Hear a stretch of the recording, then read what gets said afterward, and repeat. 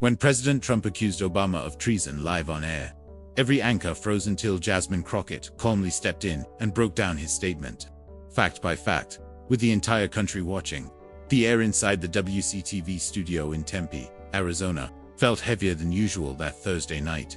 It wasn't the weather or the hot lights. It was what had just come out of the president's mouth. And if you ask me, Obama committed treason. The man should be tried. 8 words. And the entire political media world locked up like a jammed transmission. Don't forget to like and subscribe for more powerful moments like this one, because truth still matters. Anchor Leslie Tran blinked once, then again, shuffled her papers quickly, and cut to commercial. Behind the scenes, chaos erupted in the control room, producers yelling, researchers typing frantically, phones ringing non-stop. No one quite knew what had just happened, or how the public would respond. In a smaller studio nearby, Representative Jasmine Crockett was watching it all unfold. She had originally been scheduled for a quick comment segment about voting rights legislation, nothing intense. Just some quotes, a few sound bites, then off to her next event in Phoenix. But everything had changed. She slowly placed down her untouched coffee cup. There was no makeup artist, no earpiece, just her eyes glued to the screen, where the banner still read, "Breaking. President Trump accuses Obama of treason." Didn't flinch. Her expression didn't change. She didn't look shocked, she looked prepared. Her phone buzzed. Then again. Her chief of staff, Elijah, peeked in. "They want you in 5. You sure you want to go into this?" Jasmine glanced up, composed. "I don't think I have a choice." He lit the match. She stood, adjusted her jacket, and walked out without another word. The hallway leading to the main set was short, but felt like a furnace. People whispered as she passed. One intern dropped a pen. She didn't stop. On set, Leslie Tran tried to steady herself. She gave a tight smile as Jasmine sat down. "Congresswoman Crockett," she said. The mic was clipped on. They were live. In less than a second, you just heard the president's comments. Your response? A beat of silence. Then Jasmine leaned forward slightly. Her voice was low, but sharp. "Words matter, Leslie. Especially when they come from the highest office in the nation. Accusing a former president who served honorably and transferred power peacefully of treason. That's not just reckless, that's dangerous." Every part of her face, her voice, her control was captured. While news commentators panicked and generals started texting reporters, asking what treason really meant, Jasmine remained rock steady. She continued, hands clasped, voice controlled. "Let's be clear. Treason is defined in the Constitution. It's not something you toss around like a football when you're losing the headlines. There's no evidence, no trial, no cause, just a man looking for his next distraction." Leslie tried to jump in, but he said Jasmine didn't raise her voice. She didn't need to. He says a lot of things, but facts don't change just to suit his story. They don't move. They're stubborn like that. Behind the scenes, everything was still. Normally, an anchor would lighten the mood. Not this time. Leslie didn't interrupt. Jasmine pressed on. "My father served 2 tours. He taught me what patriotism is. It's not about hats or photo ops. It's about standing for what's right even when it's hard. Especially when it's hard." Leslie leaned closer, voice low. "So you're saying the president lied?" Jasmine turned her head just slightly, looked right into the camera, saying he knows better. "And if he doesn't, then we've got a bigger issue than what was said on TV tonight." The silence after that was louder than any headline. The control room lit up. Texts from viewers started flooding in before the segment even ended. But no one expected what came next. The moment the red camera light turned off, the studio breathed again, but Jasmine didn't. She unclipped her mic, stood up, and walked out without waiting. Her team caught up halfway down the hall. Elijah, panting, showed her his phone. "You're trending 200,000 mentions and rising." She didn't even glance. "What's the headline?" He read it. "Crockett shreds Trump over treason claim." She gave a single nod, kept walking. Downstairs, journalists had started to gather, some by the elevator, others waiting outside. One shouted through the glass, "Are you accusing the president of inciting violence again?" She didn't stop, but replied just loud enough, "I'm accusing him of playing with matches in a room full of gas." In the SUV, silence lingered for a moment. Then her phone buzzed again. It was Carla, her friend from law school, now a prosecutor. Message, "Girl, you just ended a man's whole evening on live TV. You okay?" Jasmine smiled faintly, finally looked at Elijah. I need to go live again. Tonight? He looked hesitant. You sure? That was a lot. Maybe take a beat. She shook her head. This isn't just about Trump. It's about every kid watching tonight, wondering if Obama actually did something wrong. I'm not leaving that question unanswered. He sighed, started making the calls. An hour later, Jasmine sat down for another segment, this time with local anchor Chris Reno, known for his bold and sometimes reckless tone. To create balance, producers had brought in Roland Wexler, former White House aide and Trump loyalist. Before going live, Roland leaned in and whispered, "Bold move tonight, Congresswoman. Risky game." She didn't reply, just smiled like someone who knew the whole playbook. Got Chris open strong. We're back. Still buzzing from President Trump's big claim and Congresswoman Crockett's blunt response. With us, Roland Wexler and Congresswoman again. Let's go straight in. He turned to Roland. Your former boss just accused a former president of treason. Should Americans take that seriously? Roland chuckled. Chris, when the president says something, you've got to look at the spirit behind it. Jasmine jumped in, polite but firm. The spirit. Treason is the only crime the Constitution defines directly. This isn't vague. It's law. Chris leaned toward her. Do you think what he said had any truth? She looked at him. No. Zero. And honestly, I don't think he believes it either. It's just misdirection. He does it every time. Real trouble is coming. Chris nodded. You're saying something big is about to break. She paused. Not because she doubted, but because she understood the weight. I'm saying it's no accident. This treason talk started just hours after the DOJ said they're expanding their probe into classified documents at Mar-a-Lago. The timings, not subtle. Roland threw his hands up. Whoa, there's no proof of anything at Mar-a-Lago. Jasmine stayed calm. There's plenty. You just don't want to talk about it. Chris cut in. Let's refocus. Congresswoman, are you concerned about backlash from your words tonight? She answered without blinking. If there's backlash for telling the truth, then I must be doing something right. That line hit hard. Even Chris sat back. The segment cut to commercial.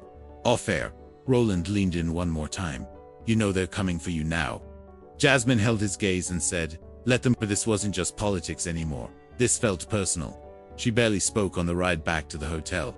Her team knew better than to interrupt when she was in deep thought, 2 steps ahead, turning over every outcome, feeling the weight of every reaction. She sat with one arm leaning against the car door, watching the Tempe streetlights blur past. But in her mind, she was somewhere else. Not in Arizona, but back in her grandfather's modest living room in Oak Cliff, Dallas. She could almost feel the plastic on the couch, see the wood-paneled walls, smell the mix of tobacco and ivory soap. That's where she first heard the word treason. She was maybe 9 years old. Her grandfather, a retired army man, had a voice so deep and firm that everything he said felt serious. One evening, during a news story about spying, he pointed at the screen and said, "That's right, there is treason. Turning against your country. The worst kind of danger is someone who acts like a patriot and then betrays the Constitution." Jasmine remembered asking him, what happens to someone like that? He didn't flinch. They pay one way or another, he said.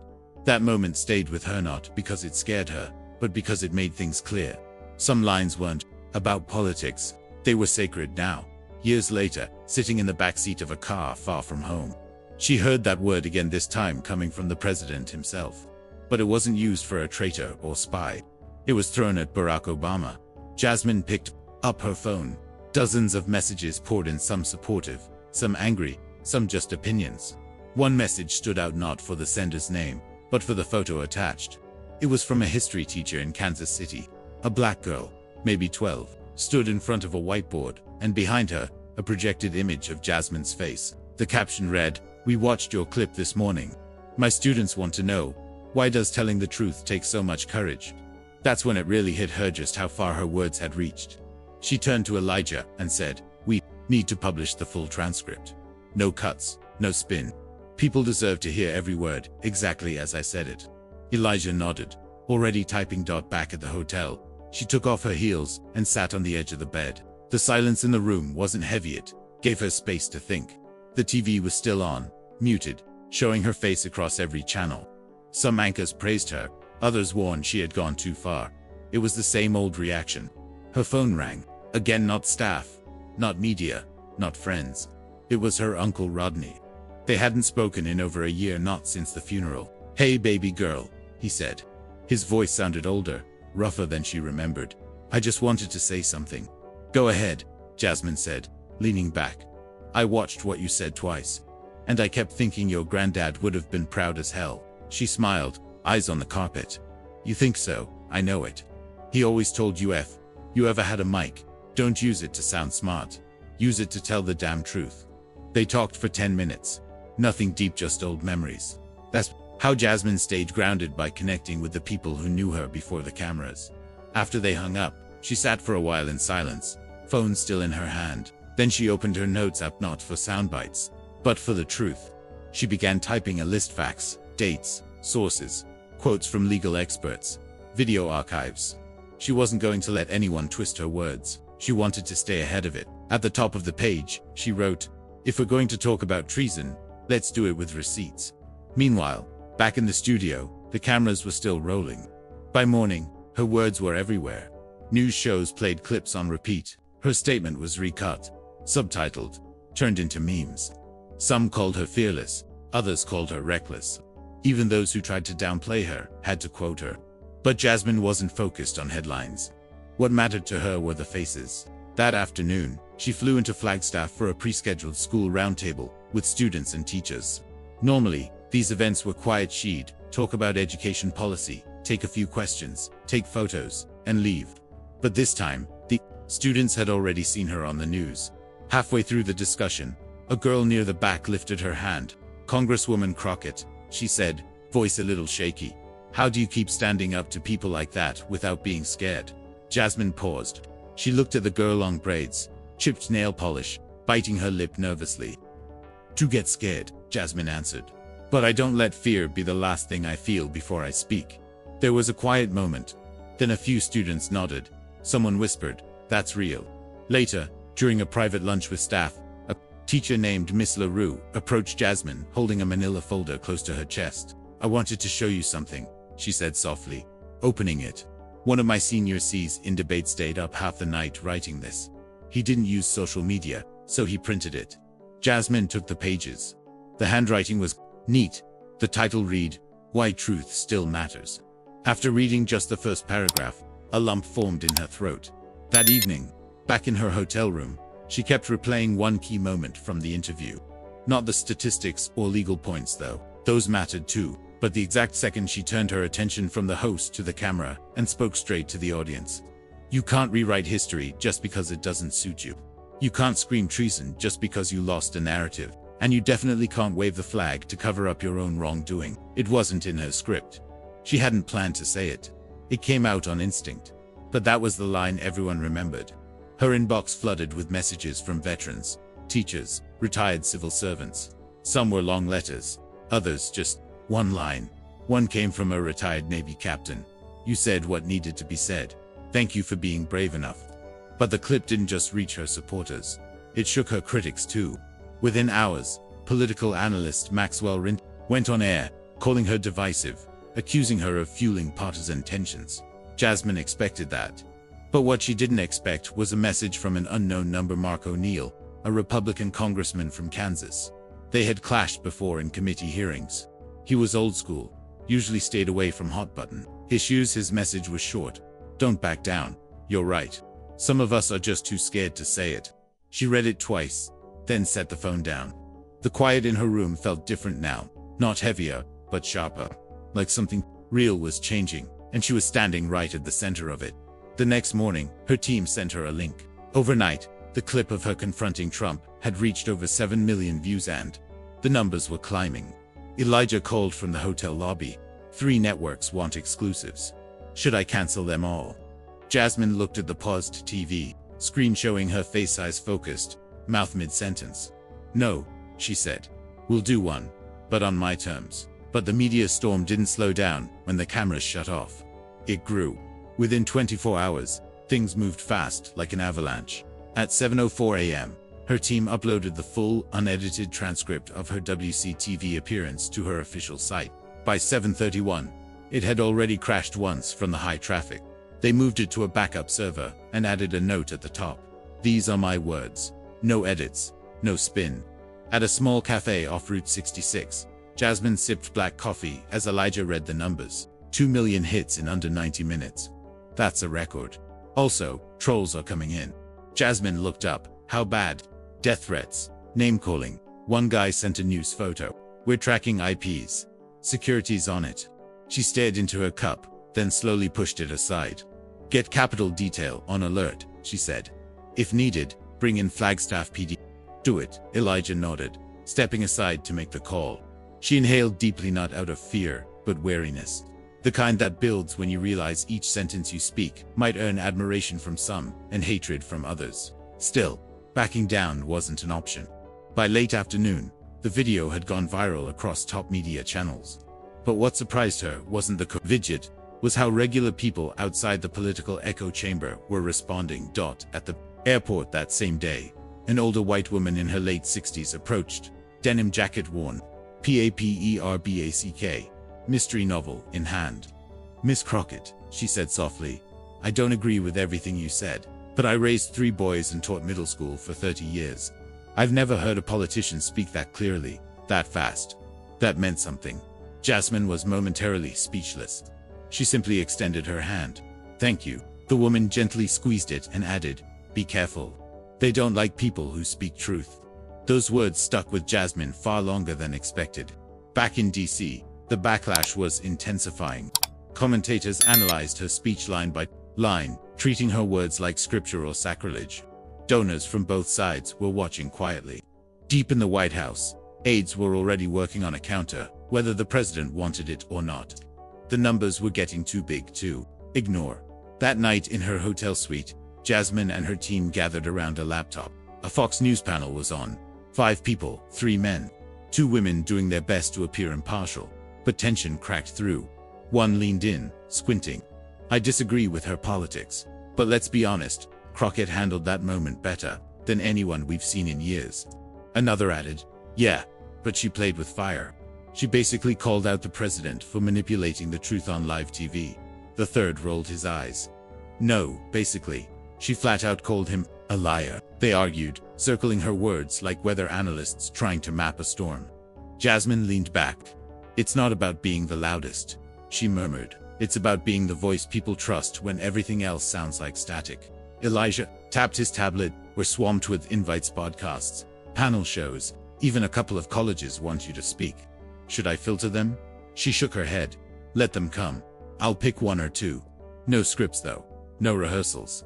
That night, sleep wouldn't come. Not because of stress, but because her mind kept returning to that young girl from Flagstaff. That question. How do you speak up when you're afraid? Jasmine hadn't given the full answer then, but it haunted her now. You don't wait to stop being scared.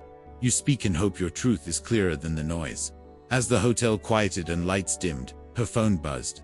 This time, it wasn't a threat, it was a video, a TikTok. A girl, barely 18, stood in her bedroom, an American flag behind her. She repeated Jasmine's quote, "You can't rewrite history just because it's inconvenient." The caption read, "She said what I couldn't." But not every viewer was anonymous. The next morning, Jasmine's phone rang just as she stepped out of the shower. Unknown number. She usually ignored those, but something nudged her answer. Hello, pause. Then, a trembling familiar voice. Hey baby, it's Mama. Jasmine sat down on the bed, towel still wrapped. She hadn't spoken to her mother since the clip blew up, not from conflict. Just distance and a hectic schedule. Hey Mama, she said softly. You okay? I should be asking you that. Her mom replied, breathing like she'd held it all night. You were on that TV saying things most people wouldn't dare whisper at dinner. Jasmine leaned back, heart pounding, not in fear, but with a daughter's instinct. Will she approve or worry? I had to, she said quietly. He crossed a line. If I didn't speak, who would? Silence. Then her mother's voice, cracking slightly. You sounded like your granddaddy. He'd talk to the radio like they could hear him. He always said, one day someone's gonna say it into a mic where the world can hear. And you did. Jasmine closed her eyes. That old house on Elmore Street came rushing back, her grandfather shouting at C-SPAN. The smell of cornbread, the foundation that shaped her long before she knew it. I don't know if I changed anything, she confessed. You did. Her mom answered without pause.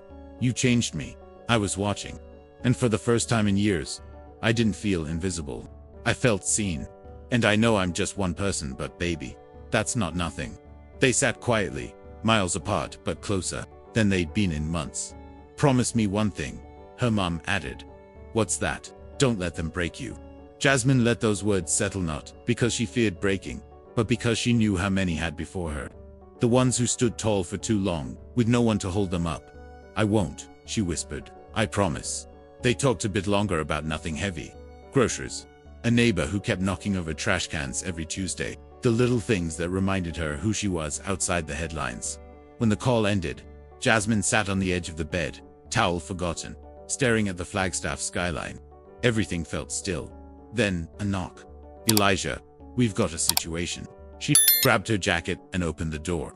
He held up his phone. "The White House is responding officially." She followed him into the adjoining room, where Noreen, Hercombe's lead, already had the live feed up. President Trump stood at a podium, a row of flags behind him, tie slightly crooked. Reporters buzzed. Then he spoke. "Some angry congresswoman I've never heard of until now is out there spouting nonsense. Says I'm lying to distract from the truth. I mean, who even is she?" Jasmine exhaled through her nose. "Not surprised." Confirmed. This was the oldest political trick. Dismiss, deflect, attack, he went on. "She better be careful. People like that, loud, angry, ungrateful, they don't last in Washington." The room froze. "He just threatened you on national TV," Elijah said quietly. Noreen was already typing. Jasmine didn't flinch. She watched the screen, gaze fixed on the man using power like a hammer. But this time, he didn't shake her. He proved her right. She turned to Noreen. "Let him talk. We'll do better." "Like what?" She looked at the team. "We'll make him wish he never asked who I was." Meanwhile, the White House kept spinning. By noon, every network had aired the clip. The words echoed. "She better be careful. They don't last long in Washington." This wasn't politics. It was a warning with a smile. In her makeshift Flagstaff officer repurposed hotel conference room, Elijah paced while Noreen sorted folders, press contacts, media drafts, response plans. But Jasmine sat calmly, scanning Trump's transcript like a seasoned lawyer. "It's personal now," Noreen muttered. "He didn't just attack your stance, he attacked you. He always does," Jasmine replied, flipping a page. "It's how he plays. Go after the person, avoid the point." And yet, the attacks weren't limited to podiums. Online, the smear campaign had begun. Trolls posted spliced clips, stripping context, twisting her words. Bots flooded her feed with hate. And aggressive emojis and tags like #Crockett Unhinged began trending by early afternoon. Then, things got serious. A secret blog, often used by right-wing political players, posted a so-called article about Jasmine. It had a college interview, quote, taken wrongly, and suggested she once backed extreme black separatists. The whole article had unclear claims and no proof. Still, it spread. Even well-known reporters started calling to confirm. "You want to respond?" Elijah asked. Jasmine looked at the article. Her hand was still, her voice calm. "No," she said. "That's exactly what they want me defending. We attack." She picked up her phone, opened Twitter, and typed, "The president knows my name now. That's the problem with telling the truth. You become a threat to the lie. I'm not scared. I'm focused." She hit send. The tweet exploded, over 1 million views in less than an hour. Most replies were supportive: teachers, veterans, youth, ex-government staff, even some surprising names. One reply stood out. "I didn't vote for Jasmine Crockett. I might not agree with her on much, but today, she spoke for me." It was from someone with a flag emoji and a location marked rural South Dakota. Elijah lifted an eyebrow. That one felt different. Jasmine nodded. Truth reaches far. But attacks continued. That night, her team found a fake photo spreading online. It showed Jasmine at a protest she'd never been to, wearing clothes she never wore. Her team found the real photo in 15 minutes and exposed the lie, but the harm had started. "That's how they fight," Noreen said angrily. "Lie first, never clean up." Jasmine stood by the window, arms crossed. The city was getting darker. Under the night sky, "It doesn't matter," she said. "We're not playing their game. I'm not going to yell louder or speak clearer." Elijah looked at his tablet. 2 more news channels want interviews. Back-to-back, live spots. "Not live," Jasmine said, turning from the window. "They'll cut me. I want full recording, no edits." Noreen asked, "Which one?" Jasmine thought, smiled slightly. "Give it to Channel 5, in Toledo." "Toledo?" Elijah asked. Why? Because they asked politely, Jasmine answered. And they want a real talk, not a viral clip. That evening, before the interview, she sat alone. She wasn't thinking of noise, hate, or news, just the message. She had said what mattered, but she still had more to say.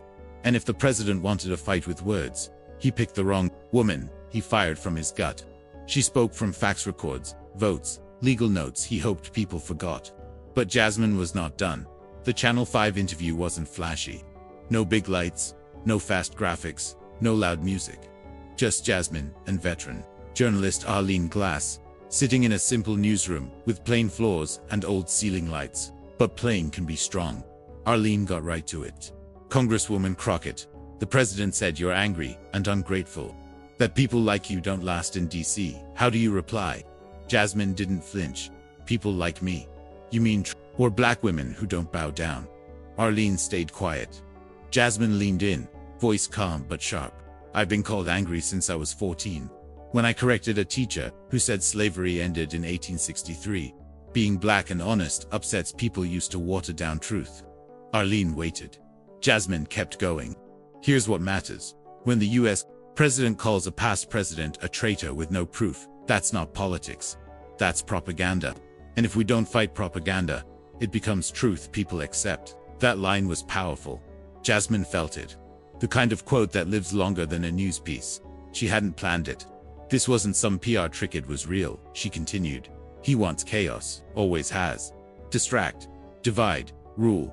But this country isn't held by fear. It's held by truth, law, and people who show up even when tired. Arlene asked gently, what would you tell people, especially youth, who feel their voices don't count? Jasmine leaned back.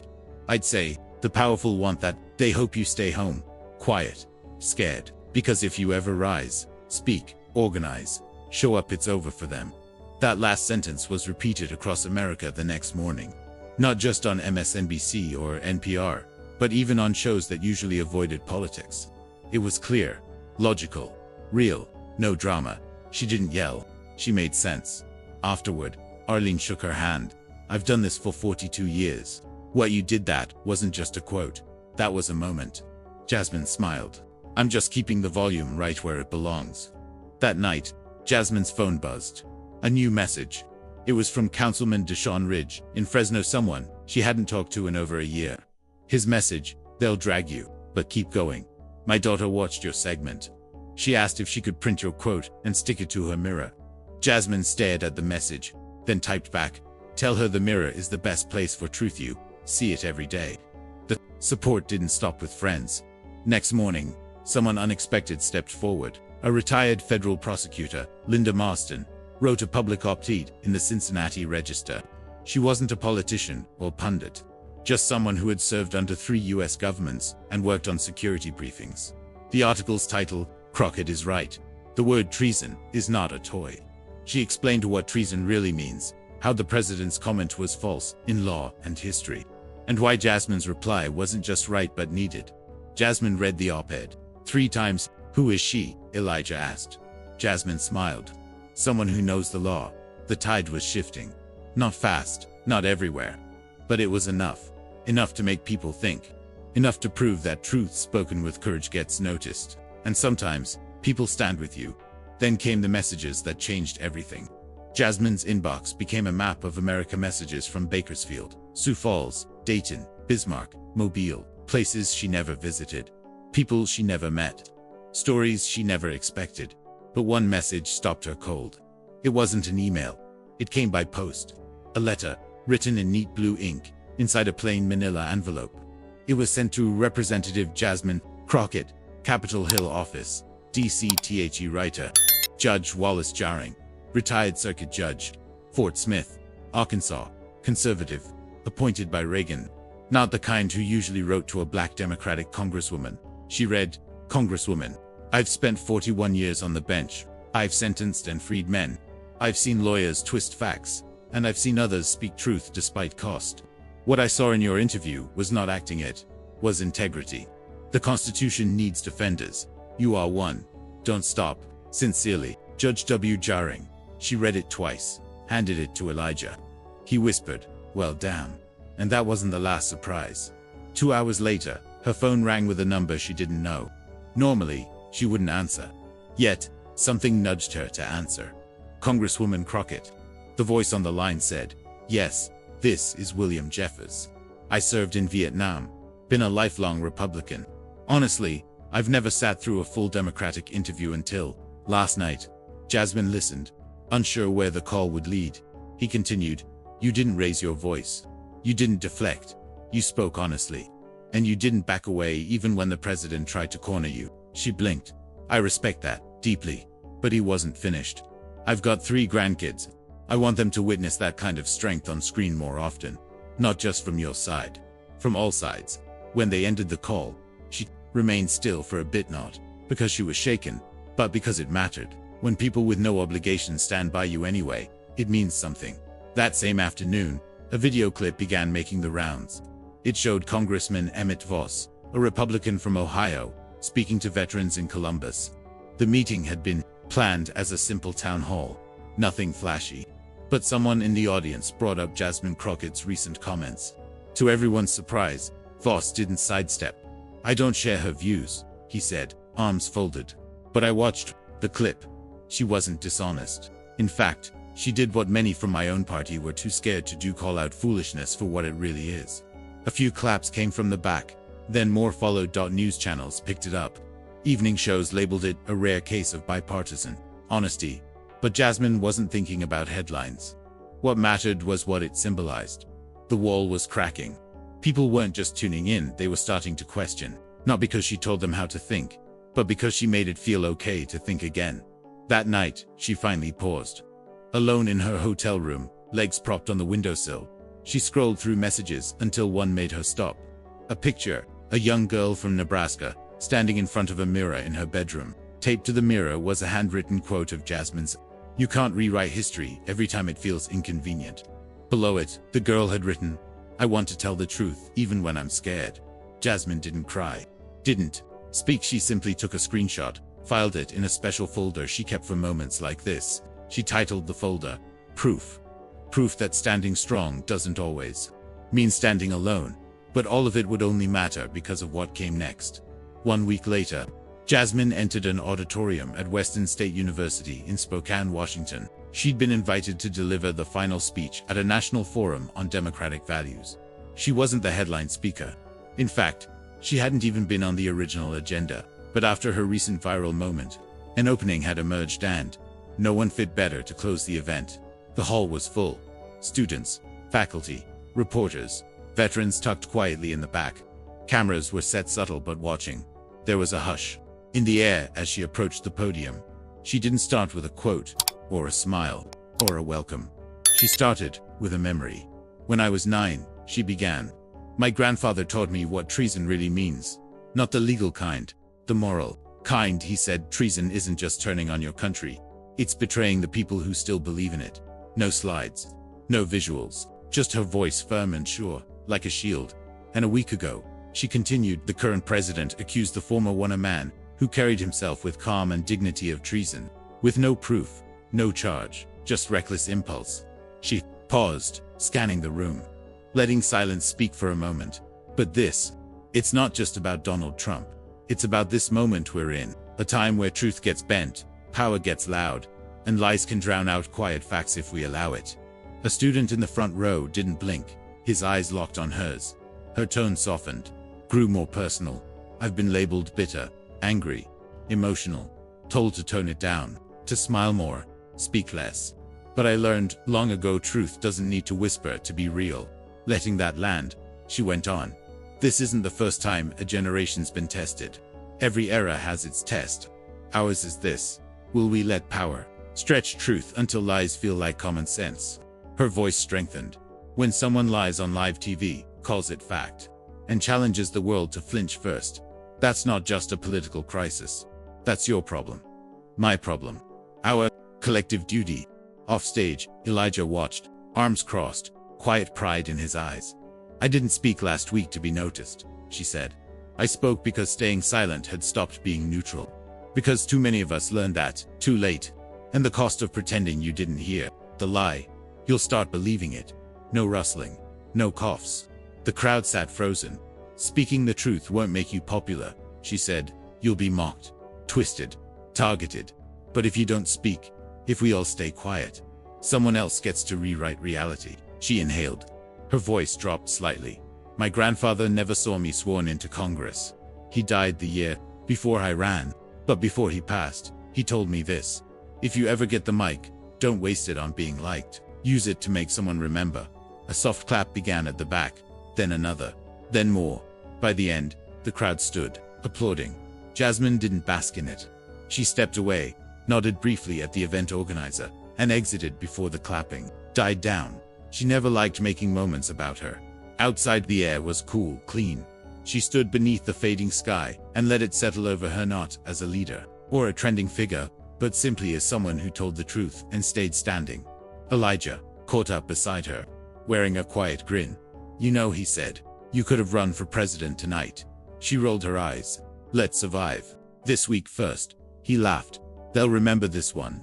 I just hope they remember why, she said softly. They stood silently, neither needing to speak. The kind of calm that follows doing exactly what you are meant to do, regardless of what comes next. Before getting in the car, Jasmine glanced at her phone. One new message. A video. That same girl from Nebraska, this time reading Jasmine's speech aloud in her bedroom, her voice firm. No filters, no edits, just honesty being passed forward.